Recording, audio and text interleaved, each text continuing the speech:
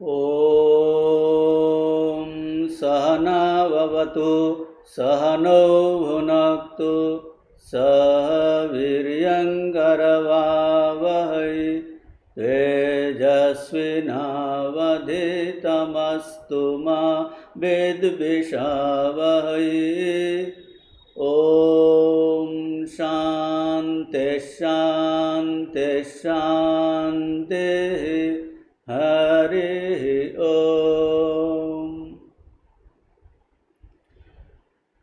कठोपनिषद षष्ठ बल्ली अर्थात शेष बल्ली 12 नम्बर मंत्र 2-3-12।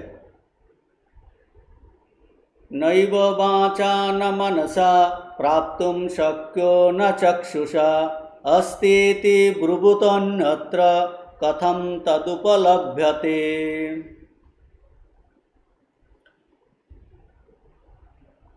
नैव वाचा न मनसा एर आगेर मंत्र पर्यन्त आमरा आलोचना करेছি 11 नम्बर मंत्र पर्यन्त। आगेर मंत्र छिलो ताम योगमिति मन्यन्ते स्त्रियाम इंद्रिय धारणम अप्रमत्तस्तदा भवति योगो हि प्रभवाप्ययो। सेटा छिलो 11 नम्बर मंत्र। ओखानटाय ओई योगेर कथा बोलेছেন जे मुमुक्षुके अर्थात योगी के अत्यंत सतर्क थाकते हबे जाते योग नष्ट ना हो जाए तार जन्य साबधान होते हबे। एटाई मंत्रेर तात्पर्य। ओटा आगेर मंत्र हये गेछे। एखन एई 12 नम्बर मंत्रे बोलছেন जे नैव वाचा न मनसा प्राप्तुं शक्य न चक्षुषा। एखन एई मंत्रेर संगे आगेर कानेक्शन आमरा एकटु आलोचना करब जे एर आगे 2-3-9 मंत्रे अर्थात न सन्दृशे तिष्ठति रूपमस्य सेखाने बला हयेछिलो जे आत्मा इंद्रिय गोचर नय। न सन्दृशे तिष्ठति रूपम अस्य न चक्षुषा कस्य नैनम। एखन आत्मा इंद्रियादिर अगोचर होले तार सम्बन्धे सन्देह थेके जाए। सन्देह नय बरং बला जाए এই নিশ্চয় হয় আমাদের যে আত্মা নেই। কারণ উপলব্ধির যে করণ উপলব্ধির কারণ হলো ইন্দ্রিয়। তার দ্বারা যাকে আমরা উপলব্ধি করতে পারি তারই কিন্তু আমরা অস্তিত্ব স্বীকার করি। इंद्रियर माध्यमे जार अस्तित्व उपलब्धि करते पारी ना ताके आमरा बोली नेई। एइजन्य द्वारा प्रत्यक्षवादी पजिटिविस्ट बले तारा बोलेन आत्मा यदि थाके ताहले तार उपलब्धि हबे माने इंद्रियर द्वारा उपलब्धि हबे। किन्तु आत्मार जेहेतु इंद्रियर द्वारा उपलब्धि करा जाए ना काजेई आत्मा नेई एई तादेर बक्तव्य। और एक जिनिस आबार आत्मा यदि এই बुद्धि प्रभृति এই যে বৃত্তির বিষয় হন তখন তিনি সদ্বস্তু অর্থাৎ তিনি আছেন। কিন্তু যা কিছু এই বুদ্ধি প্রবৃত্তির বিষয় তা এই বিশিষ্ট রূপে জ্ঞানের বিষয় হয় মানে বিশিষ্ট রূপে জ্ঞানের বিষয় হয়। যেমন আমরা বলি বুদ্ধির বিষয় सामने आमी एखन এই कम्पिউটার देखते पाচ্ছি এটা একটা कम्पिউটাर। फैन सामने একটা फैन আছে मोबाइल এই একজন মানুষ একটা টেবিল এটা চন্দ্र এটা পশু এরকম মানে যাই বুদ্ধিবৃত্তির বিষয় হয় সেটা হলো সদ্বস্তু সেটা আছেন।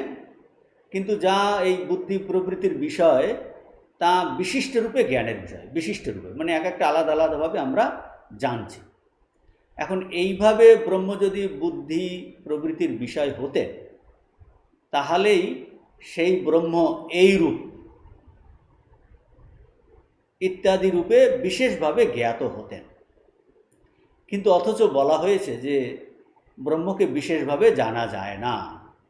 विशेष भावे एइभावे ब्रह्म के এই পার্টিকুলার এই বস্তুর মতো বিশেষভাবে কিন্তু তাকে জানা যায় না, মানে বুদ্ধিবৃত্তির দ্বারা বিশিষ্ট রূপে তাকে এই জ্ঞানের বিষয় করা যায় না। আবার আর একটা জিনিস, যে এই ইন্দ্রিয়, মন, বুদ্ধি এগুলোকে বলা হয় জ্ঞানের কারণ। যখন আগে যোগের আলোচনা হচ্ছিল, এই যোগযুক্ত অবস্থাতে, যোগেতে এই ইন্দ্রিয়, মন, বুদ্ধি এদের ব্যাপার নিবৃত্ত হয়। আমরা আগে পড়েছি এই যে তাম যোগমিতি মন্যন্তে শ্রিয়াম ইন্দ্রিয় ধারণাম যদা পঞ্চাবতিষ্ঠান্তে জ্ঞানানি মনসা সহ, এইগুলো আগের মন্ত্রেতে বলা হয়েছে যে এই যোগযুক্ত অবস্থাতে কি এই ইন্দ্রিয়, মন, বুদ্ধির এদের ব্যাপার, এদের বিজনেস, এদের সমস্ত কার্যকলাপ এগুলো নিবৃত্ত হয়। অর্থাৎ কিনা ওই সেখানে জ্ঞানের কোনো কারণেই থাকে না বলে ব্রহ্মের উপলব্ধি হতে পারে না। যেমন একটা উদাহরণ দেওয়া হয় সুষুপ্তিতে। সুষুপ্তিতে এই কোনো কারণেই কাজ করে না, সব ইন্দ্রিয় ক্লান্ত হয়ে ঘুমিয়ে পড়ে, মনও কাজ করে না, বুদ্ধিও কাজ করে না, সুষুপ্তিতে কোনো জ্ঞান হয় না। সুতরাং বোঝা যাচ্ছে যে তখন এই যোগেতে যেহেতু এই সবগুলোর তাদের ব্যাপার নিবৃত্ত হয়ে যায়, সুতরাং বোঝা যাচ্ছে যে ব্রহ্ম নাই। আর এই কারণে যোগের কোনো প্রয়োজনীয়তা নাই, কারণ যোগযুক্ত অবস্থাতে তো এইগুলো কোনোটাই কাজ করে না, এদের ব্যাপার নিবৃত্ত হয়ে যায়। তাহলে সেখানেও কিন্তু উপলব্ধি হতে পারে না। তাহলে এর দ্বারা কনক্লুশন হয় যে বোঝা যাচ্ছে তাহলে ব্রহ্মবস্তু নাই। আর এই কারণেই এই যোগের কোনো প্রয়োজনীয়তাও নেই। অথবা অন্য দিক দিয়ে বলা যায়, কি বলা যায়, ব্রহ্মের যেহেতু উপলব্ধি হয় না, সেই জন্য বলে ব্রহ্ম নাই, এইভাবে উপলব্ধি করবে। এই হলো পূর্বপক্ষীর বিরুদ্ধবাদীদের বক্তব্য, যে তোমাদের কীরকম উপলব্ধি হবে, যে ব্রহ্ম নাই, যেহেতু ব্রহ্ম উপলব্ধি হয় না তাহলে ব্রহ্ম নাই, শূন্য, এইভাবে উপলব্ধি করবে। এই রকম যখন আশঙ্কা আসে, এই আশঙ্কার উত্তর দেওয়ার জন্য এই বর্তমান মন্ত্র নৈব বাচা না মনসা। প্রথম লাইনে বলছেন হ্যাঁ ঠিকই, বাক ইত্যাদির দ্বারা তাকে জানা যায় না। পরের লাইনে বলবেন কিসের মাধ্যমে জানা যায় তা বলবেন। তা আমরা এখন মূল মন্ত্রের অর্থ বোঝার চেষ্টা করছি। প্রথম লাইনে বলছেন যে নৈব বাচা না মনসা না চক্ষুষা প্রাপ্তুম শক্য। যে বলছেন এই যে আত্মবস্তু বা ব্রহ্মবস্তু বাক্যের দ্বারা অবগত হন না, বাচা মানে বাক্যের দ্বারা অবগত হন না, না মনসা মনের দ্বারাও নহে, না চক্ষুষা চক্ষুর দ্বারাও লভ্য নয়, চক্ষুর দ্বারাও লভ্য নয়। অর্থাৎ এই চক্ষুরাদি সকল ইন্দ্রিয়ের দ্বারা আত্মা অবগম্য নন, এমনকি মনের দ্বারাও অবগম্য নন। মন যাকে এই জানে তাকে বিষয় করে, আত্মা কোনো বিষয় নয়, অবজেক্ট নন, তাই মন তাকে জানতে পারে না। আত্মা কোনো অবজেক্ট নন, বিষয় নন, সেই জন্য মন তাকে জানতে পারে না। কিন্তু একটা কথা আছে, এটা বলছেন দ্বিতীয় লাইনে। প্রথম লাইনে ঠিকই বলেছেন যে ওই যে পূর্বপক্ষী যে কথা বলেছিল না, যে এই ইন্দ্রিয়, মন, বুদ্ধি এর দ্বারা জানা যায় না, তোরা বলছে যে তাহলে তো ব্রহ্ম নাই। এখন ঋষি বলছেন হ্যাঁ ঠিকই, আত্মা এই বাক্য, মন বা চক্ষু কোনো ইন্দ্রিয়ের দ্বারাই জানা যায় না, কিন্তু একটা কথা আছে। কি কথা আছে? এটা বলছেন এই দ্বিতীয় লাইনে। ঋষি দ্বিতীয় লাইনে বলছেন কি, অস্তি ইতি ব্রুবত। অস্তি ইতি ব্রুবত মানে এই যে আত্মবস্তু, ব্রহ্মবস্তু আছেন, অস্তি, এই রকম যারা জানেন, এই রূপে যারা আত্মার সম্বন্ধে উল্লেখ করেন, সেই ব্রহ্মজ্ঞ ব্যক্তিদের স্বীকৃতি ছাড়া অস্তি ইতি ব্রুবত, সেই ব্রহ্মজ্ঞ ব্যক্তিদের স্বীকৃতি ছাড়া অন্যত্র কথম তৎ উপলভ্যতে, অন্য কোনো নাস্তিকগণের নিকট ব্রহ্ম কি করে উপলব্ধ হবেন, অথবা অন্য নাস্তিকগণের কাছে আত্মার বিষয় কি করে জানা যাবে, আত্মা কি করে জানা যাবে। মানে এই দ্বিতীয় লাইনে বললেন যে এই দুর্বিজ্ঞ আত্মাকে কেবল এই ব্রহ্মজ্ঞ গুরুর উপদেশের সাহায্যেই জানা যেতে পারে। এটা প্রতিপাদনের জন্যই এই মন্ত্র। আর এখানে এই যে ব্রহ্মজ্ঞ ব্যক্তিদের অনুভবকে ধরে রেখেছে যে বেদান্ত বাক্য, অর্থাৎ শাস্ত্রের প্রামাণ্যে ব্রহ্মের অস্তিত্ব প্রমাণ করা হচ্ছে। সুতরাং এই ব্রহ্মবস্তু ইন্দ্রিয় মনের গোচর না হলেও, যুক্তিগ্রাহ্য না হলেও, তর্ক বিচারের দ্বারা জানা না গেলেও তার স্বরূপ সম্বন্ধে ধারণা হবে বেদান্ত শাস্ত্র ও ব্রহ্মজ্ঞ ব্যক্তির অনুভব থেকে। শাস্ত্রে তাকে বলেছেন অস্তি, শাস্ত্র তাকে এই অস্তি বলেছেন, যে তিনি আছেন। এই ছান্দোগ্য উপনিষদে ঋষি বলছেন সন্মূলা সদায়তনা সর্বা প্রজা, সমস্ত প্রজা হচ্ছে সন্মূল, অর্থাৎ তাদের মূল বা অধিষ্ঠান হলো সৎ, অধিষ্ঠান হলো সৎ। এই যারা এই অস্তিত্ববাদী শাস্ত্রবাক্যে শ্রদ্ধাশীল, তারা এই কথাই বলছেন যে ব্রহ্মই হলো একমাত্র সৎ বস্তু। এই সৎকেই আমরা অন্য ভাষায় এই অস্তি বলছি। পরম অস্তি হলো ব্রহ্ম, জগৎকারণ ব্রহ্ম অস্তি, যা কিনা আমাদেরও প্রকৃত স্বরূপ। আর বিপরীতক্রমে নাস্তিকরা কি বলছে? যারা নাস্তিক তারা বলছে এই জগতের কোনো মূল নেই, এবং এর পরিণতি কিসে? এর পরিণতি হল শূন্যে বা অভাবে। এই রকম যারা বিপরীতদর্শীরা ব্রহ্মকে কীরূপে উপলব্ধি করবে? তো এই মন্ত্রে ঋষি বলছেন যে নৈব বাচা না মনসা প্রাপ্তুম শক্য না চক্ষুষা। হ্যাঁ, ঠিকই, ব্রহ্মবস্তুকে বাক্যের দ্বারা বা মনের দ্বারা বা কোনো ইন্দ্রিয়ের দ্বারা জানা যায় না, কিন্তু এই বেদান্ত বাক্যের দ্বারা তাকে কিন্তু জানা যায়। ব্রহ্মজ্ঞ ব্যক্তিদের অনুভবের দ্বারা তাকে কিন্তু জানা যাবে। অন্যত্র কথম তদুপলভ্যতে। অন্য কোনো যারা নাস্তিক, যারা এই এটাতে ব্রহ্ম আছে এটাতে বিশ্বাসই করে না, তাদের নিকট ব্রহ্মের কীরূপে উপলব্ধি হবে? মানে নাস্তিকগণের কাছে আত্মার বিষয় কি করে জানা যাবে? তাহলে কোথা থেকে জানতে হবে? বলছেন যে এই বেদান্ত বাক্যের মাধ্যমে এই ব্রহ্মগুরুর উপদেশের সাহায্যেই জানা যেতে পারে। এইটা প্রতিপাদন করার জন্যই এই বর্তমান মন্ত্র, যে শাস্ত্র প্রমাণ। আর এখন আমরা ভাষ্যতে চলে যাচ্ছি।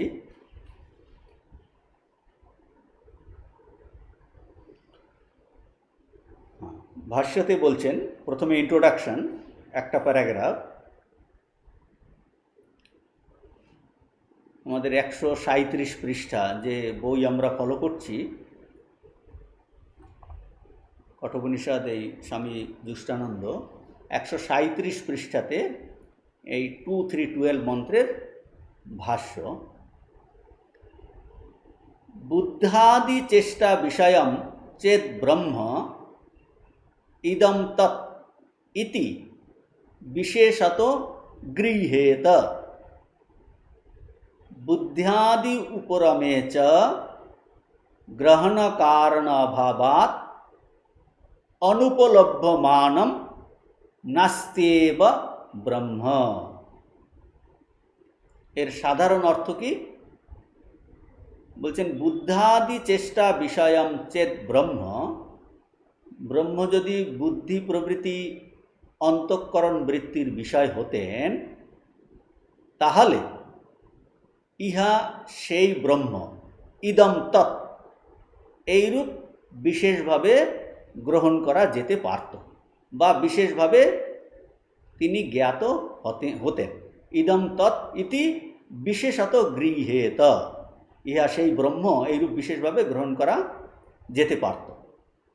তারপর বলছেন বুদ্ধাদি উপরমে চ, কিন্তু বুদ্ধি প্রবৃত্তির নিবৃত্তি হয়ে গেলে, অর্থাৎ এদের উপরম হয়ে গেলে, জ্ঞানের কোনো কারণ না থাকায় উপলব্ধি হতে পারে না বলে নিশ্চয়ই ব্রহ্ম নাই, তা হলো অসৎ। বলছেন বুদ্ধাদি উপরমে চ গ্রহণ কারণ অভাবাৎ অনুপলভ্যমানম নাস্তি এব ব্রহ্ম। বুদ্ধি প্রবৃত্তি নিবৃত্তি হয়ে গেল, তখন জ্ঞানের কোনো কারণ থাকছে না, কাজেই আর ব্রহ্ম উপলব্ধি হতে পারছে না, অনুপলভ্যমানম, তাহলে নিশ্চয়ই এই ব্রহ্ম নাই। এ কারা বলছে? এটা হলো সংশয়, পূর্বপক্ষীর কথা বলছে। আমরা আরও একটু ভিতরে গিয়ে বোঝার চেষ্টা করছি। বলছেন বুদ্ধাদি চেষ্টা বিষয়ে বিষয়ম চেত ব্রহ্ম, অর্থাৎ ইন্দ্রিয়, মন, বুদ্ধি প্রভৃতি এবং বিভিন্ন যে প্রমাণসমূহ যা আছে সেসবকে একসঙ্গে বলছেন বুদ্ধাদি, বুদ্ধি আদি মানে ইন্দ্রিয়, মন, বুদ্ধি, তারপরে অন্যান্য যত প্রমাণ, বিবিধ প্রমাণসমূহ যা আছে সেসব এই একসঙ্গেই বুদ্ধাদি শব্দের দ্বারা নির্দেশ করছেন। যে ব্রহ্ম যদি এসবের দ্বারা পাওয়া যেত, কিসের দ্বারা? বুদ্ধাদির দ্বারা, যে বুদ্ধাদি সব এসবের দ্বারা পাওয়া যেত, অর্থাৎ কি? অর্থাৎ ব্রহ্ম যদি জ্ঞান সাধনের বিষয়ভূত হতেন, জ্ঞানের সাধনের, বলছে এই ইন্দ্রিয়, মন, বুদ্ধিগুলো জ্ঞানের সাধন বা জ্ঞানের করণ, এই সাধনের বিষয়ভূত হতেন, এর দ্বারা যদি ব্রহ্মকে বিষয় করা যেত, অথবা যদি বলা যায় ব্রহ্ম যদি একটা প্রমেয় বস্তু হতেন, প্রমেয় মানে যাতে কোনো প্রমাণের মাধ্যমে যাকে জানা যায়, ব্রহ্ম যদি কোনো প্রমেয় বস্তু হতেন যাকে না কোনো একটা প্রমাণের দ্বারা জানা যায়, তাহলে কি হতো? যদি জানা যেত তাহলে কি হতো? ইদম তৎ ইতি বিশেষত গৃহীত। তবে ব্রহ্মকে আমরা এই তো ব্রহ্ম, ইহা সেই ব্রহ্ম, এইভাবে বিশেষভাবে তাকে গ্রহণ করা যেত, ব্রহ্ম জ্ঞাত হতো। যে এই জ্ঞানের সাধনের যদি বিষয়ভূত হতো, ইন্দ্রিয়, মন, বুদ্ধি বা অন্য কোনো প্রমাণের বিষয়ভূত হতো, তাহলে ব্রহ্মকে কিরম জানা যেত? ইদম তৎ, ইহা সেই ব্রহ্ম, এইরকম বিশেষভাবে, অন্য আরেকটা জিনিসের থেকে আলাদা করে এরকম বিশেষভাবে তাকে জানা যেত, বিশিষ্ট রূপে তাকে জানা যেত, অর্থাৎ তিনি জ্ঞাত হতেন। কিন্তু ব্রহ্ম তো বস্তুত, ব্রহ্ম হলো অপ্রমেয়, মানে তাকে প্রমাণ করা যায় না, কোনো প্রমাণের দ্বারা তাকে জানা যায় না, সেটা বলছে ব্রহ্ম অপ্রমেয়। অর্থাৎ ব্রহ্মকে কোনো প্রমাণের দ্বারা বা জ্ঞানের কোনো করণের দ্বারা পাওয়া যায় না। কাজেই এটা বলছেন যে সেই জন্য তাকে ইদম তৎ বলে কিন্তু আমরা জানতে পারি না। এখন বলছেন, পরে বলছেন বুদ্ধাদি উপরমে চ, এই যোগ অভ্যাসের কথা বলছেন। বুদ্ধাদি উপরমে অর্থাৎ যোগ অভ্যাসকালে মন, বুদ্ধি, ইন্দ্রিয় প্রভৃতি তো এইগুলো সব বিরত হয়ে যায়, এগুলো তাদের বিজনেস করে না, তাদের ব্যাপারে ব্যাপৃত থাকে না।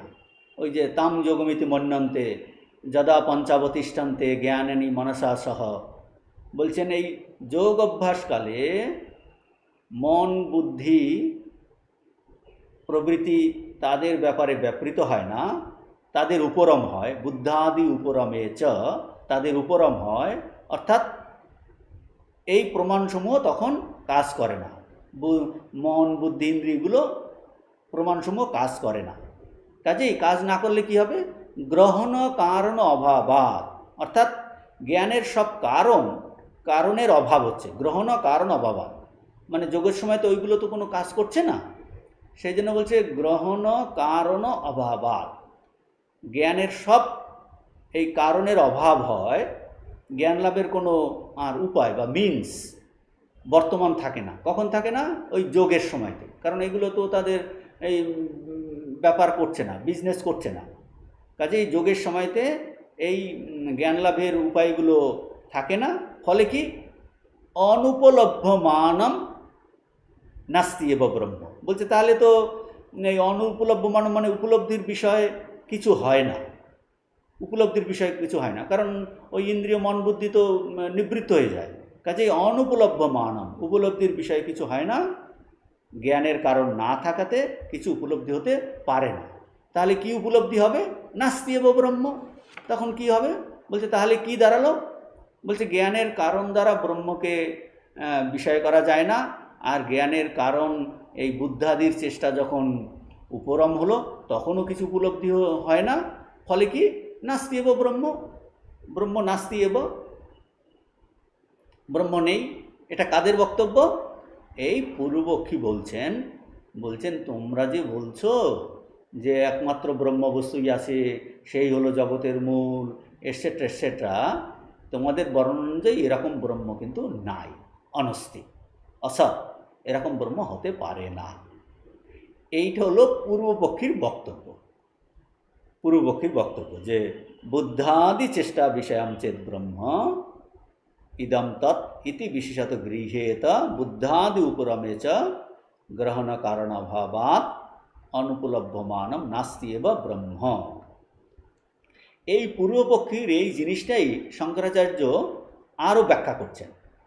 পূর্বপক্ষীর প্রথমে আমাদের পূর্বপক্ষটা ভালো করে বুঝতে হবে, যে এটা পুনরায় ব্যাখ্যা করছেন, মানে শঙ্করাচার্য পূর্বপক্ষের হয়ে এই সমস্যাটা তুলছেন, সমস্যা বিস্তার করছেন এবং তারপরে এর উত্তর দেবেন, উত্তরপক্ষী হয়ে সমাধান দেবেন।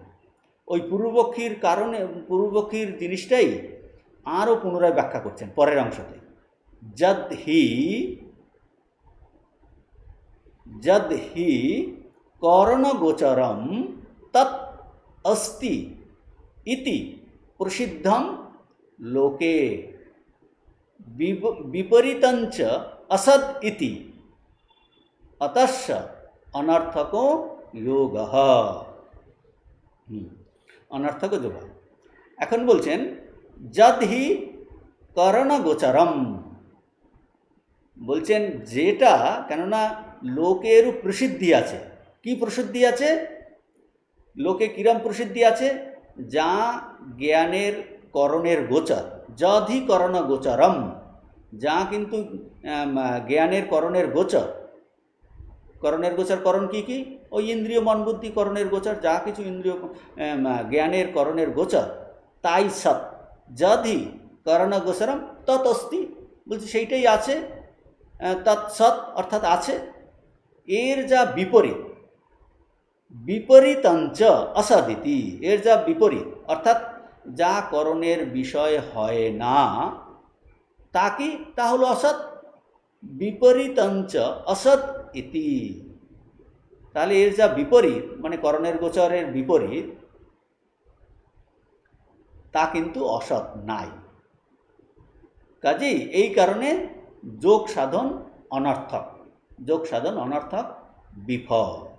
মানে ওই আগের জিনিসটাই আরও শঙ্করাচার্য আরও বিস্তার করছেন। মানে কীরকম? পূর্বপক্ষীর বক্তব্যটা কি হলো?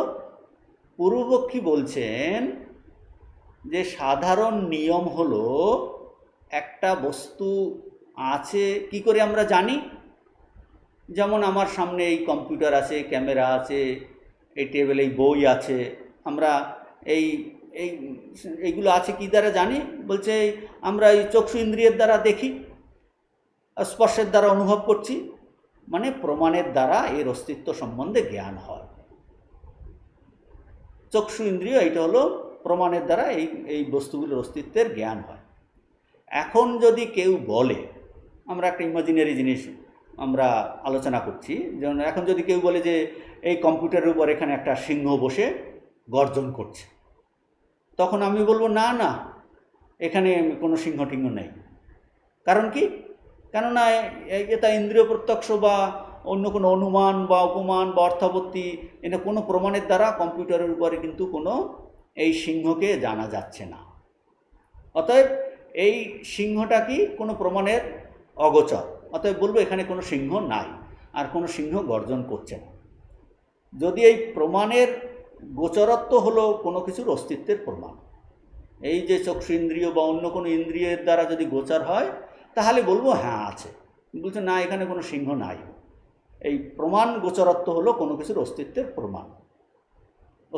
যদি থাকতো তখন তাকে বলতাম আছে সৎ বস্তু। কিন্তু এখানে যেহেতু প্রমাণের গোচর হচ্ছে না, বলবো না এখানে কিন্তু সিংহ এরকম কোনো নেই আর গর্জনও করছে না, কিন্তু বলবো হ্যাঁ প্রমাণের গোচর একটা কম্পিউটার আছে আমি দেখতে পাচ্ছি, এটা কিন্তু প্রমাণের গোচর, এটা অস্থি। এটা বলছেন বিপরীতম চ অসদিতি, অর্থাৎ যা করণের গোচর তা আছে কিন্তু যা করণের গোচর নয়, যে যা করণের গোচর করণ গোচরম ন করণ গোচরম, করণের গোচর নয় অর্থাৎ করণ গোচরের বিপরীত, সেটা হলো প্রমাণ অসিদ্ধ, তা অসৎ মানে তা নেই। এটা হলো কি, এটা হলো সাধারণ নিয়ম। এই পূর্বপক্ষী বলছে এইটাই তো সাধারণ নিয়ম, যেটা প্রমাণের গোচর হবে সেটা অস্তি আছে, আর যেটা বিপরীত সেটা নেই, সেটা অসৎ।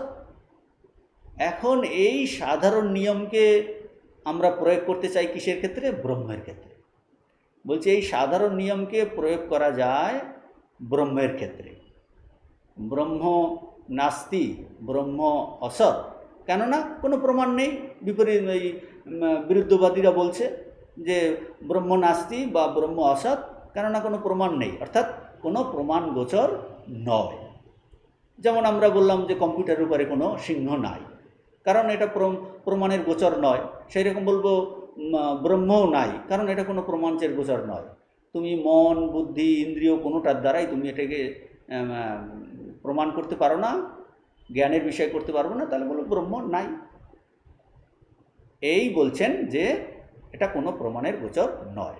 পূর্বপক্ষী বলছেন এই কারণেও যোগ, যে যোগটা হলো অনর্থক, বিফল। যোগ প্র্যাকটিস করে কোনো কাজে দেবে না।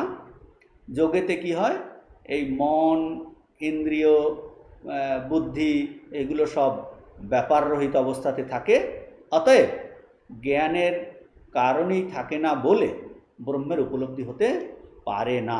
অতএব যোগ অনর্থক বিফল, এইটা বলছে। অতস্য অনর্থক যোগ। যোগ প্র্যাকটিসের সময় তো এই মন বুদ্ধি ইন্দ্রিয় সমস্ত তার ব্যাপার শূন্যই অবস্থান করে, কাজেই ওই যোগযুক্ত অবস্থাতে জ্ঞানের কারণেই থাকে না বলে ব্রহ্মের উপলব্ধি হতে পারে না, অর্থাৎ যোগ অনর্থক বিফল। তারপরে বলছেন অনুপলব্ধ মানত্বাৎ বা নাস্তি ইতি উপলব্ধব্যম ব্রহ্ম ইত্যেবং প্রাপ্তে ইদম উচ্যতে। অনুপলব্ধ মানত্বাৎ বা মানে অথবা ব্রহ্মের উপলব্ধি হয় না বলে, অনুপলব্ধ মানত্বাৎ বা ব্রহ্মের উপলব্ধি হয় না বলে, নাস্তি ইতি উপলব্ধব্যম ব্রহ্ম নাই এইরূপ উপলব্ধি করতে হবে, অর্থাৎ ব্রহ্মবস্তু নাই এইরূপ বুঝতে হবে। এইরূপ আশঙ্কা হলে তার উত্তরে এই বর্তমান মন্ত্রবাক্য বলা হচ্ছে,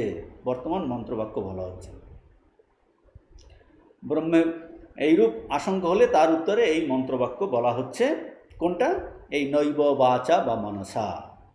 যে এখানে এই পূর্বপক্ষী আর একটা এই সম্ভাবনার কথা বলছেন, অপশনের কথা বলছেন। পূর্বপক্ষী কি বলছেন এখানে? বলছেন আর একটা অপশনের কথা বলছেন যে অথবা তুমি যোগ অভ্যাস করতে পারো, অনুপলব্ধ মানত্বাৎ যোগ অভ্যাস করতে পারো, কিন্তু যোগ অভ্যাস করে তুমি এই অনুভব করবে, কি অনুভব করবে? ব্রহ্মবস্তু নাই, অসৎ। বলছেন যোগের অভ্যাসের দ্বারা কি অনুপলব্ধ মানত্বাৎ বা ব্রহ্ম উপলব্ধির বিষয় হয় না বলে, নাস্তি ইতি উপলব্ধব্যম ব্রহ্ম, বলছে ব্রহ্ম নাই এইভাবেই উপলব্ধি করতে হবে, এইরূপ বুঝতে হবে। যে যোগ প্র্যাকটিস করতে পারো, কিন্তু যোগ প্র্যাকটিস করে কি তোমার উপলব্ধি করতে হবে? হ্যাঁ, ব্রহ্মবস্তু ব্রহ্মবস্তু নাই এইটা কিন্তু উপলব্ধি করতে হবে। নাস্তি ইতি উপলব্ধব্য ব্রহ্ম ইতি ইদম প্রাপ্তে ইদম উচ্যতে।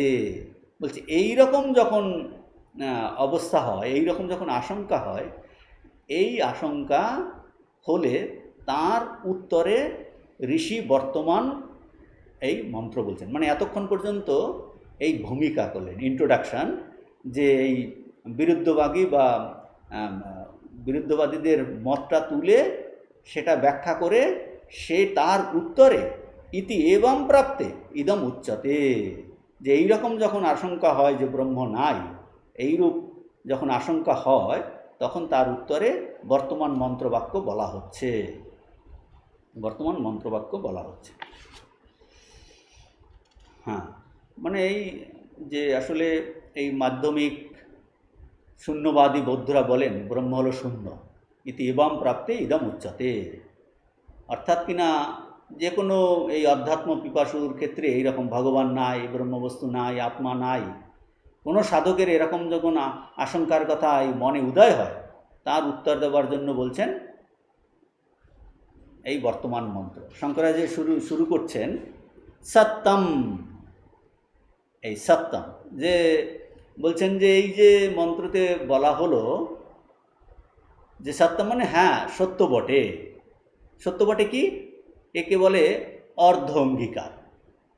অর্ধ অঙ্গীকার মানে তোমাদের বক্তব্যের অর্ধেক সত্য বলে গ্রহণ করি। তোমাদের বক্তব্য কাদের? ওই যে এর আগে আমরা পূর্বপক্ষীর বক্তব্য আলোচনা করলাম, বলছেন শঙ্করাচার্য নিজে পূর্বপক্ষ তুলে সেটা ব্যাখ্যা করছেন, সেই নিজে ব্যাখ্যা করে এখন বলছেন সত্যম, একে বলে অর্ধ অঙ্গীকার, যে তোমরা যে তোমাদের বক্তব্যের অর্ধেক সত্য বলে গ্রহণ করি। কোন অর্ধেক সত্য বলে গ্রহণ করি?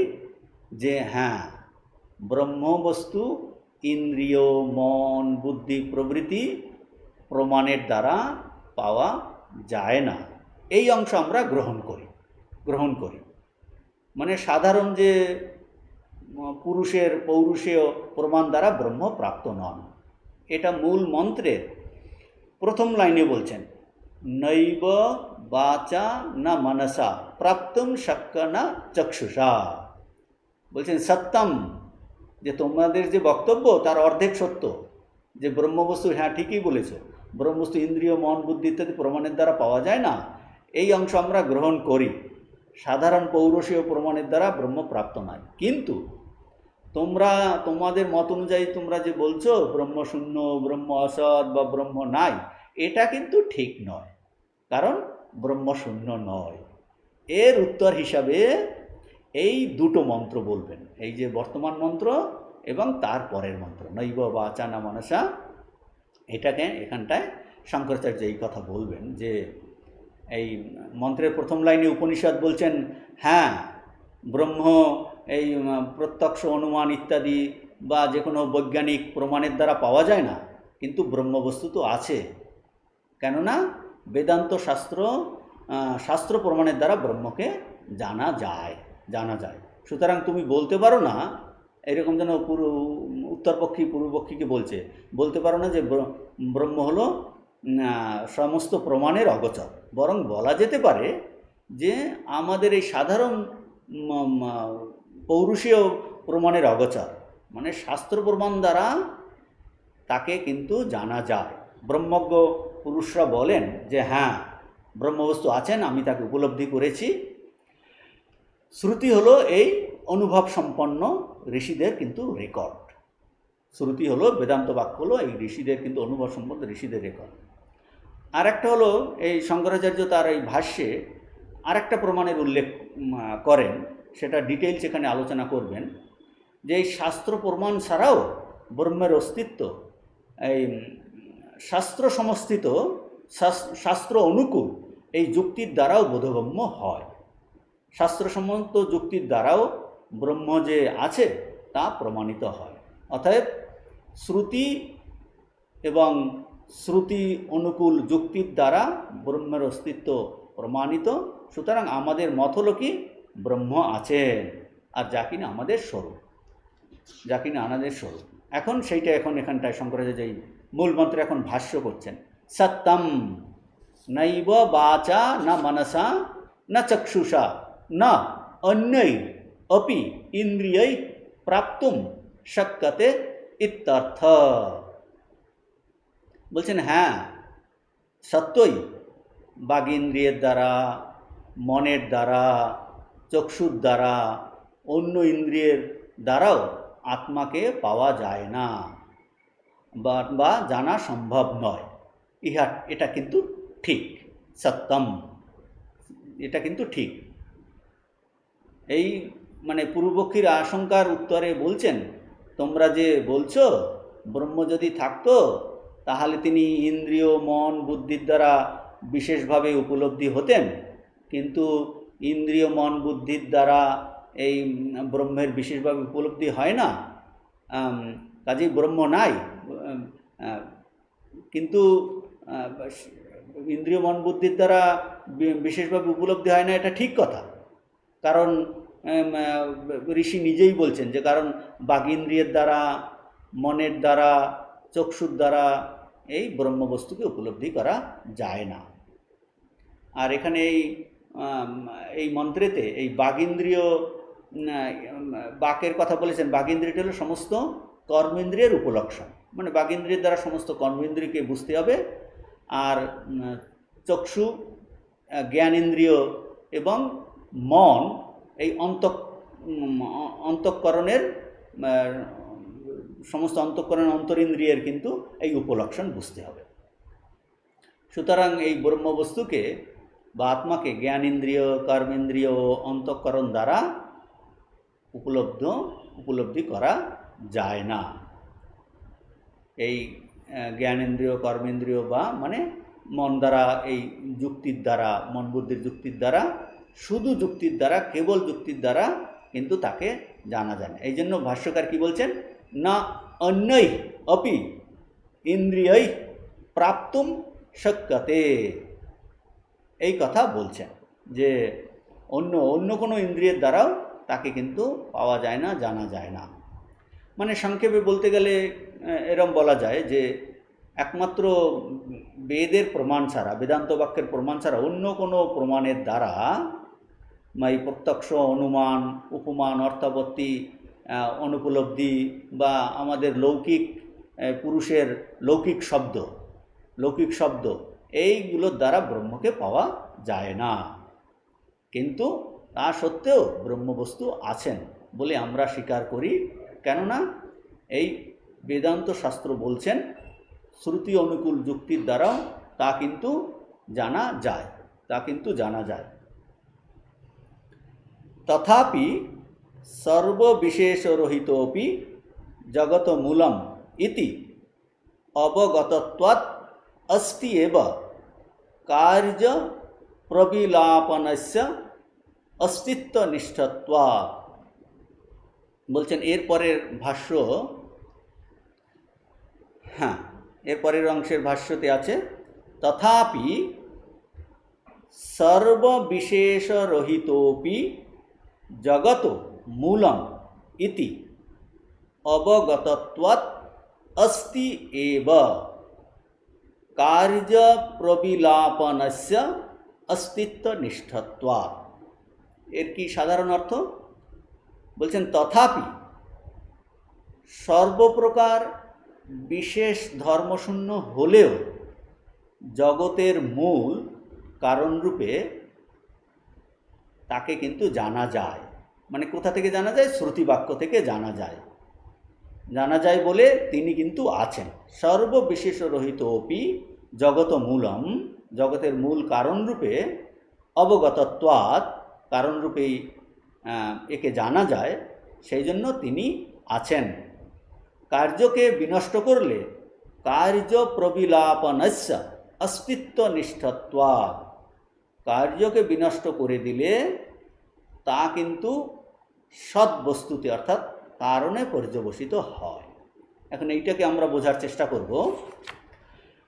বলছেন এখানে শঙ্করাচার্য বলছেন, কি বলছেন, মানে যাদের মনে ওই ধরনের আশঙ্কা আসে, কি ধরনের আশঙ্কা?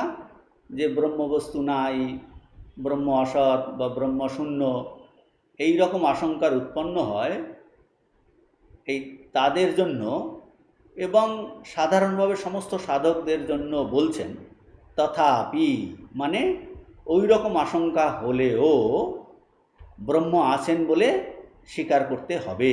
কারণ শাস্ত্র প্রমাণের দ্বারা এই ব্রহ্মকে কিন্তু জানা যায়, শাস্ত্র প্রমাণের ভিত্তিতে ব্রহ্মকে জানা যায়। শাস্ত্রে ব্রহ্মকে কিভাবে বর্ণনা করেছেন? বলছেন এই বেদান্ত শাস্ত্র ব্রহ্মকে জগতের কারণ বলে নির্দেশ করেছেন। জগত মূলম, বলছেন বেদান্ত শাস্ত্র কি নির্দেশ করেছেন? বেদান্ত শাস্ত্র ব্রহ্মকে জগৎ কারণ বলে নির্দেশ করেছেন যে সর্ববিশেষ রহিতোপি, যদিও ব্রহ্মবস্তু সর্ববিশেষ বর্জিত, সর্বধর্ম বর্জিত, সর্বগুণ বর্জিত, কিন্তু ব্রহ্ম অস্তি এব, ব্রহ্মবস্তু অবশ্যই আছেন। এই যে সর্ববিশেষ রহিতোপি জগত মূলম ইতি অবগতত্বাৎ অস্তি এব, ব্রহ্ম অস্তি এব, ব্রহ্মবস্তু অবশ্যই আছেন। কিভাবে জানা গেল ব্রহ্ম আছেন? বলছেন জগত মূলম ইতি অবগতত্বাৎ, যেহেতু শ্রুতি থেকে জানা যায় যে ব্রহ্ম জগতের মূল কারণ। বলছে যেহেতু কি করে জানা যায়? বলছেন ওই রকম আশঙ্কা এলেও শাস্ত্র প্রমাণের ভিত্তিতে ব্রহ্মকে কিন্তু জানা যায়, কারণ এই বেদান্ত শাস্ত্রে ব্রহ্মকে জগৎ কারণ বলে নির্দেশ করেছেন। বলছেন জগত মূলম ইতি অবগতত্বাৎ, যেহেতু শ্রুতি থেকে জানা যায় যে ব্রহ্ম জগতের মূল কারণ। যে ব্রহ্ম সর্বগুণ বর্জিত হবার জন্য এই একটা অসুবিধা, সাধারণ যারা বিজ্ঞানী, এই জড়বিজ্ঞানী, তাদের ক্ষেত্রে বিরাট বাধা ব্রহ্মবস্তুর অস্তিত্ব স্বীকার করার ক্ষেত্রে, ভগবান বা এই চৈতন্য স্বীকার করার ক্ষেত্রে। বিজ্ঞান যখন যে কোনো পদার্থকে কিভাবে তারা বিশ্লেষণ করে, তাদের বিশিষ্ট ধর্ম, গুণ, এই বৈশিষ্ট্যের দ্বারা বিশ্লেষণ করে, এবং সমস্ত ইন্দ্রিয় এবং সমস্ত যন্ত্রাদি শুধু এই পদার্থের গুণ বা ধর্ম বা বৈশিষ্ট্য বিচার করার জন্যই কিন্তু তৈরি। কিন্তু ব্রহ্মবস্তু হলো সর্বগুণাতীত, সর্ববিশেষ রহিত, কাজেই কোনো ইন্দ্রিয় বা যন্ত্রের দ্বারা কিন্তু তাকে ধরা যায় না। সেই জন্য বলছে সর্ববিশেষ রহিত হলেও কিন্তু এই জগতের মূল কারণ ব্রহ্ম আছে, কারণ বেদান্ত শাস্ত্র ঋষি তার অনুভব বলছেন। আর শুধু যে এই বেদান্ত শাস্ত্র বলছেন যে ব্রহ্ম অস্তি তা নয়, এই শ্রুতি অনুকূল যুক্তির দ্বারাও জানা যায়, শ্রুতি অনুকূল যুক্তির দ্বারাও এই ব্রহ্মের অস্তিত্ব সিদ্ধ হয় যে ব্রহ্ম আছেন। শঙ্করাচার্য এই শ্রুতি অনুকূল যুক্তি কীরকম তা বিশদভাবে বলবেন। এখানে শুধু তার ভূমিকা উপস্থাপন করছেন। এই যে কোথায় ভূমিকা উপস্থাপন করছেন, এই যে সেন্টেন্সটা আমরা পড়লাম ভাষ্যে, কার্য প্রবিলাপনস্য অস্তিত্ব নিষ্ঠত্বা, এখানে শুধু ভূমিকা করছেন। কীরকম যুক্তি দিচ্ছেন শঙ্করাচার্য? বলছেন আমরা যখন কোনো কার্যবস্তুর অস্তিত্ব অনুভব করি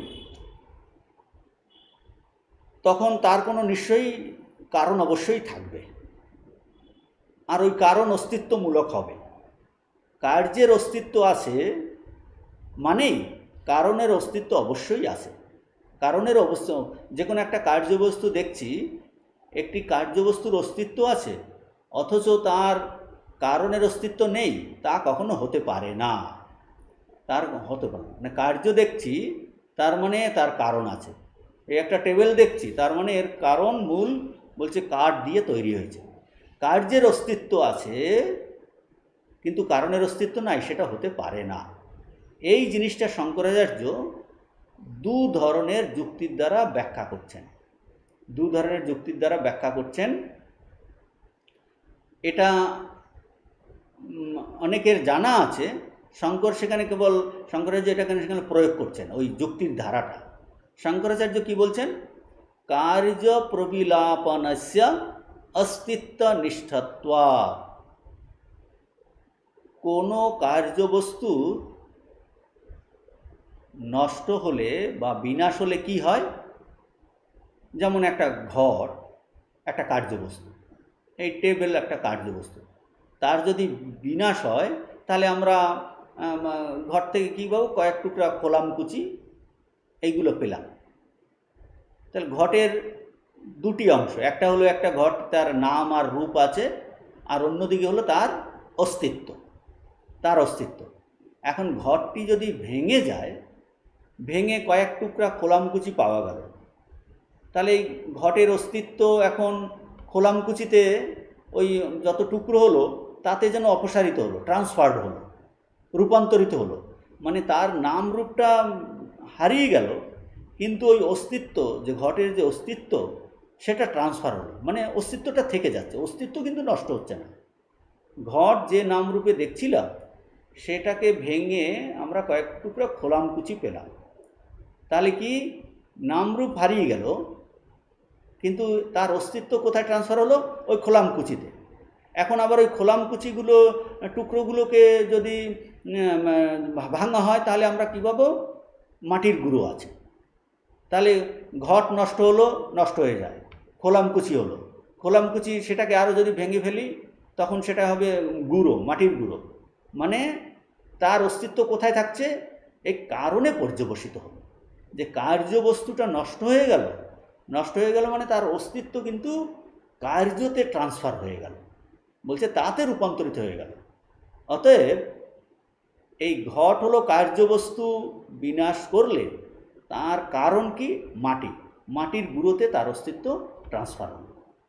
ঘটের নামরূপ চলে গেল, সেটাকে ঘরটাকে একদম গুঁড়িয়ে গুঁড়িয়ে মাটি, গুঁড়ো গুঁড়ো মাটি তৈরি করা হলো, যে মাটির গুঁড়োতে তার অস্তিত্ব কিন্তু ট্রান্সফার হলো। তাহলে কি দাঁড়ালো? অতএব কার্য নষ্ট হলে কার্যের অস্তিত্ব কোথায় চলে যাচ্ছে? তার কারণে, কারণে লয় হলো, কারণে গিয়ে বদল হলো, তাতে ট্রান্সফার হলো। মানে এই ঘট এর কারণের অস্তিত্ব রূপে বর্তমান থাকে, ওই একেবারে কিন্তু এটা অভাব বা শূন্য হয়ে যায় না। এইটা, এই যে বলছেন এখানটায়, একটু ধীরে ধীরে আমাদের বুঝতে হবে। কার্য প্রবিলাপনস্য অস্তিত্ব নিষ্ঠত্বা, বলছে কার্য যখন প্রবিলাপন হয়, লয় হয়, নষ্ট হয়, তখন তার অস্তিত্ব কোথায় থাকে? বলছে কারণে কিন্তু গিয়ে লয় হয়, কারণে ট্রান্সফার হয়। এই যুক্তির ধারা আমরা পুরো সৃষ্টির ক্ষেত্রে অ্যাপ্লাই করতে পারি। পুরো সৃষ্টি একটি পরম কারণে পর্যবেসিত হলো, যে পুরো সৃষ্টি যখন লয় হবে, বলছে একটা পরম কারণে পর্যবেসিত করা হবে। সেটি হবে কি? সেটা হবে এক ও অদ্বিতীয় কারণ, মূল কারণ বস্তু। অর্থাৎ সমস্ত আমরা এই যা কিছু সৃষ্টি দেখছি, আকাশ বাতাস বস্তু, পাহাড় পর্বত, বলছে সমস্ত কিছু নষ্ট হলে তার কারণের অস্তিত্ব থাকবে কি না? পুরো জগৎ যদি বিলয় হয়, প্রলয়ের সময় যে জগৎ নষ্ট হয়, তবে তার অস্তিত্ব পরম কারণে কিন্তু, আমরা মনে করি পরম কারণ হলো এক্স, সেই পরম কারণে কিন্তু পর্যবসিত হবে। উপনিষদ এই পরম কারণকে কি বলেছেন? এই পরম কারণ এক্সকে বলেছেন ব্রহ্ম। এখন সেই ব্রহ্ম অস্তি না নাস্তি? অবশ্যই অস্তি, কারণ এই জগৎ যখন নষ্ট হয়ে যাবে, বলছেন ওই নষ্ট হতে হতে গিয়ে একমাত্র তার পরম কারণে লয় পাবে। ওই আগের যে আমরা উদাহরণ দিলাম, একটা ঘট ভেঙে গেল, কয়েক টুকরা খোলামকুচি পেলাম, খোলামকুচির পরে মাটির গুঁড়ো, বলছে এই নামরূপগুলো সব ধ্বংস হয়ে গিয়ে কোথায়? বলছে ঘটের অস্তিত্ব কোথায় গিয়ে দাঁড়ালো? এই কারণে পর্যবসিত হলো, মাটির গুঁড়োতে কিন্তু কজে গিয়ে পর্যবসিত হলো। সেই রকম এই সমস্ত পুরো সৃষ্টির ক্ষেত্রে আমরা যদি ওই যুক্তি অ্যাপ্লাই করি, তখন গিয়ে সমস্ত এই সৃষ্টি যা কিছু দেখছি, বলছেন এই পুরো সৃষ্টি তার একটা পরম কারণে, যে কিনা একমাত্র কারণ, এক অদ্বিতীয় কারণ, মূল কারণ বস্তুতে কিন্তু পর্যবসিত হবে। সেটার নাম ঋষিরা দিয়েছেন ব্রহ্মবস্তু, পরম, সে হলো অস্থি। অস্থি বলছেন এই প্রলয়ের সময় এই জগতের অস্তিত্ব তখন এই ব্রহ্মে ট্রান্সফার্ড হয়, তাতে লয় পায়, তাতে রূপান্তরিত হয়। সেটাই আমাদের তৈত্রোপনিষদ বলছেন, যত বা ইমানি ভূতানি জায়ন্তে येन जातानि जीवन्ति यत् प्रयन्त अभिसन्ति तद বিজিজ্ঞাসস্ব তদ ব্রহ্ম। বলছেন যেখান থেকে এসেছে এই নামরূপাত্মক জগৎ, সেটা যখন আবার প্রলয় হয়, ওই ব্রহ্মতে গিয়েই লয় পায়। মানে সেই ব্রহ্ম অবশ্যই কিন্তু সদ্বস্তু। প্রলয়ের সময় সমস্ত জগতের অস্তিত্ব তখন গিয়ে ওই ব্রহ্মবস্তুতে কিন্তু ট্রান্সফার হয়ে যাচ্ছে। সেই জন্য শঙ্করাচার্য যখন বলছেন, এখন দেখুন, এখন এই যে কার্য প্রবিলাপনস্য অস্তিত্ব নিষ্ঠত্বা, মানে সমস্ত কার্য প্রবিলাপন মানে সমস্ত কার্যবস্তু প্রবিলাপন মানে নষ্ট হলে, বিনাশ হলে কি হবে? অস্তিত্ব নিষ্ঠত্বা, তারা কিন্তু কোনো সৎ বস্তুতে পর্যবসিত হয়। অর্থাৎ কার্যের বিনাশ কোনো সৎ বস্তুকে অর্থাৎ কারণকে অবলম্বন না করে হতে পারে না। কার্যের যে বিনাশ হবে সেটা কিন্তু কোনো কারণকে অবলম্বন করেই হবে, কোনো সৎ বস্তুকে অবলম্বন করেই হবে, তাছাড়া হতে পারে না।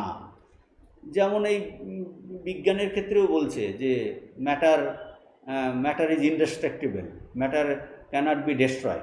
একটা থেকে পদার্থের নিত্যতার যে সূত্র একটা অন্য কোনো বস্তুতে রূপান্তরিত হয়, শক্তির নিত্যতার সূত্র, পদার্থের নিত্যতার সূত্র, বলছে একটা থেকে অন্যতায় ট্রান্সফার হবে। এইরকম বলছেন যে শঙ্করাচার্য বলছেন কার্য প্রবিলাপনস্য, মানে সমস্ত কার্যবস্তু নষ্ট হলে, বিনাশ হলে অস্তিত্ব নিষ্ঠত্বা, তারা কোনো সৎ বস্তুতে পর্যবসিত হয়।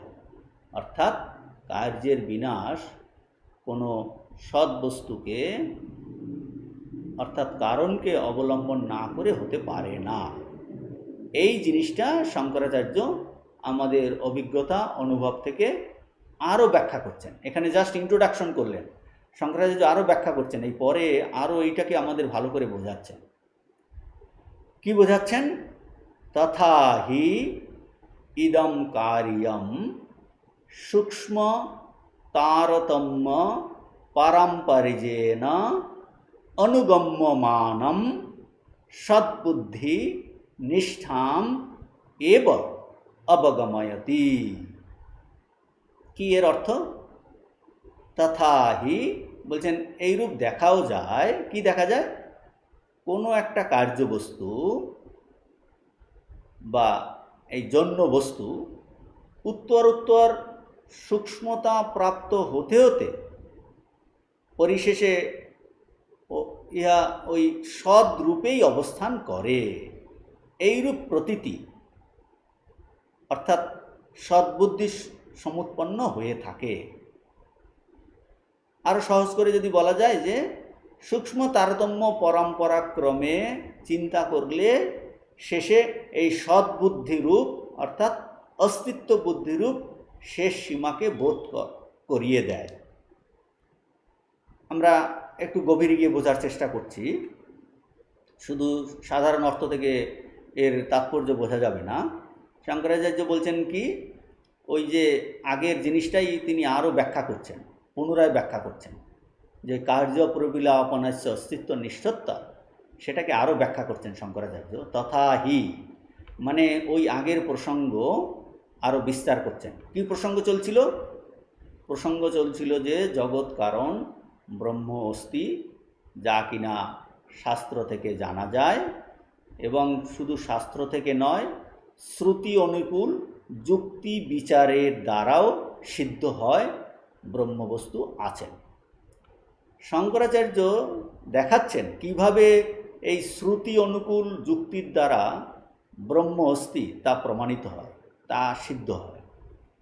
এই জগতের কারণের যে অস্তিত্ব আছে, কারণ কি? কারণ হলো এক্স, আর তার নাম হলো ব্রহ্ম। জগতের কারণের যে অস্তিত্ব আছে, এই কারণের অস্তিত্বে পৌঁছবার জন্য দুটো পদ্ধতি আছে। একটা পদ্ধতি হলো প্রলয় বিচার। প্রলয় বিচার মানে কার্যবস্তুকে তার কারণে প্রবিলাপন করার পদ্ধতি। এই প্রবিলাপন বিচারের দ্বারা আমরা কারণের অস্তিত্বে পৌঁছতে পারি। একে বলে কার্য থেকে কারণে যাওয়া। কার্য মানে প্রোডাক্ট। এটা প্রথমটা হলো প্রবিলাপন পদ্ধতি। আর একটা পদ্ধতি আছে কি, অথবা সৃষ্টি বিচারের দ্বারা, অর্থাৎ কারণ থেকে কিভাবে কার্য উৎপন্ন করে তার বিশ্লেষণ করে আমরা কারণের অস্তিত্বে পৌঁছতে পারি, মানে কারণ থেকে কার্য।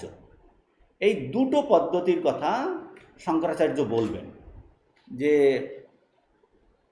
এই জগতের কারণের যে অস্তিত্ব আছে, এই কারণের অস্তিত্বে পৌঁছাবার জন্য দুটো পদ্ধতি। একটা হলো কি, এই প্রলয় বিচার, মানে কার্য থেকে কারণ, আর একটা হলো কারণ থেকে কার্য কিভাবে আসে। এই দুই পদ্ধতিতে বিচার করে এই কারণের অস্তিত্ব আমরা এই শ্রুতি অনুকূল যুক্তির দ্বারা সিদ্ধ করা যায়। শঙ্করাচার্য এই দুটো পদ্ধতি এখানে আমাদের বলবেন। সঙ্গে এই দুটি বিচারের পদ্ধতিই কিন্তু অবলম্বন করছেন। প্রথমে শঙ্করাচার্য যে পদ্ধতি নিয়েছেন, কার্য থেকে কারণ, ওই যে প্রবিলাপন বিচার, যেটা আগে ভূমিকা করেছেন, প্রবিলাপন বিচার, মানে এখানে কার্যবস্তুকে তার কারণে এবং সেই কারণকে তার কারণে এইভাবে লয় করতে করতে করতে করতে এই পরম কারণে আমরা পৌঁছতে পারি। এই পদ্ধতিতে কিভাবে সৃষ্টির মূল কারণে পৌঁছানো যায় সেটা শঙ্করাচার্য ব্যাখ্যা করছেন। শঙ্কর বলছেন, কার্যপ্রপঞ্চ জগৎকে আমরা যখন কারণে লয় করতে যাই, তখন সেটা একটা স্টেপে করা যায় না, মানে একটা ধাপেই করা যায় না, মানে বলা যায় এটি একটা স্টেপে করা হয় না বা একটা স্টেপে করা যায় না, মানে একটা পদক্ষেপেই এই কার্যপ্রপঞ্চ জগৎকে একদম মূল কারণে নিয়ে যাওয়া যায় না বা সেভাবে করা হয় না। মধ্যবর্তী অনেকগুলো কার্যকারণ পরম্পরার মাধ্যমে করা হয়, তাদের মাধ্যমে আমাদের যেতে হয়। কারণ কি বলে, কারণ হলো এই ব্রহ্ম থেকে যেমন হঠাৎ করে এই কার্যপ্রপঞ্চ সৃষ্টি হয়নি, সেটা একটা ক্রম অবলম্বন করে হয়েছে।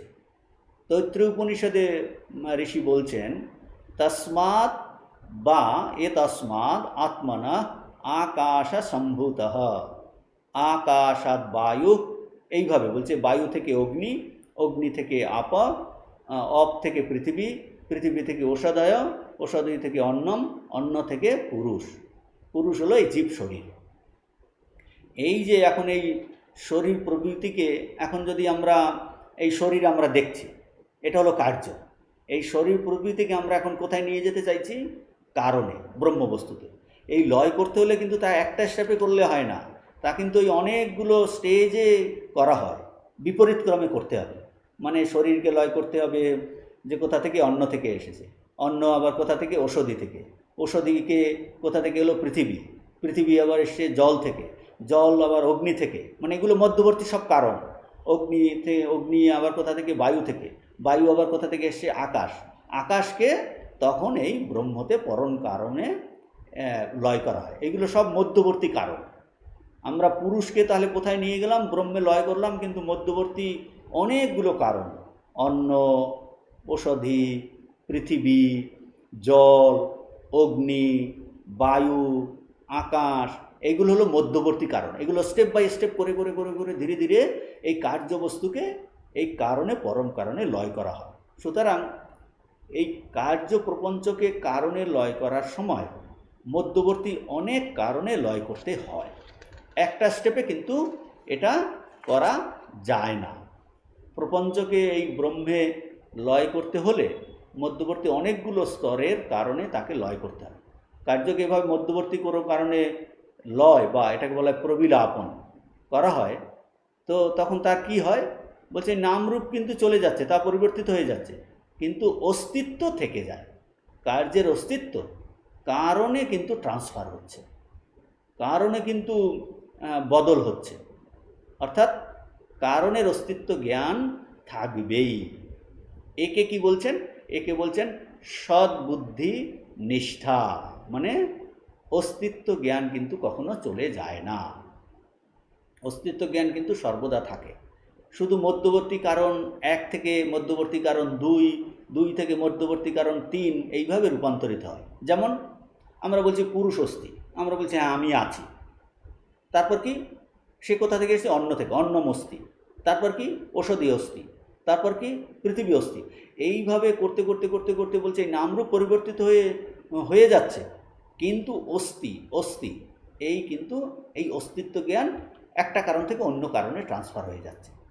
এই রকম কয়েকটা ক্ষেত্র বিশ্লেষণ করে অবজার্ভ করে আমরা বুঝতে পারি যে লাস্টে গিয়ে এক জায়গাতে দাঁড়াবে। শঙ্করাচার্য বলছেন কিন্তু এই রকম কয়েকটা ক্ষেত্র বিশ্লেষণ করে, তাদের লক্ষ্য করে, তাদের অবজার্ভ করে আমরা দেখতে পাই অস্তিত্ব জ্ঞান থেকে যায়, এবং এর থেকে আমরা একটা অনুমান করতে পারি। কি অনুমান করতে পারি? যে যখনই কোনো কার্যবস্তুকে কারণে লয় করা হয় বা কার্যবস্তু নষ্ট হয়ে যায়, তখন তার নামরূপ চলে যায়, কিন্তু কার্যবস্তুর অস্তিত্ব কারণ রূপে থাকে। এই রকম কয়েকটা বস্তুর ক্ষেত্রে আমরা বিশ্লেষণ করে অবজার্ভ করে লক্ষ্য করার পর আর বেশি করার দরকার নেই। বলছে আমরা বুঝে নেব যে যখন জগতের সমস্ত কার্যবস্তু এই রকম বিনাশ হবে, তখন তার অস্তিত্ব পরম্পরাক্রমে পরম কারণ রূপে বর্তমান থাকবে। এই সমস্ত জগৎ হলো কার্যবস্তু, তাকে লয় করতে করতে করতে করতে পরম কারণে এই তার অস্তিত্ব কিন্তু এই ব্রহ্মেতেই থাকবে। অর্থাৎ এই অনুসন্ধান শেষ হয় কখন? এই জগৎ কারণে গিয়ে। আরও এটা উদাহরণ দিলেও বুঝতে পারবেন। যেমন আমরা এই বলছি, এই যে জামাটা দেখছি, বলছি এতে সুতো আছে, সুতো টেনে বার করা হলো, তাহলে এই সুতো হলো মধ্যবর্তী কারণ।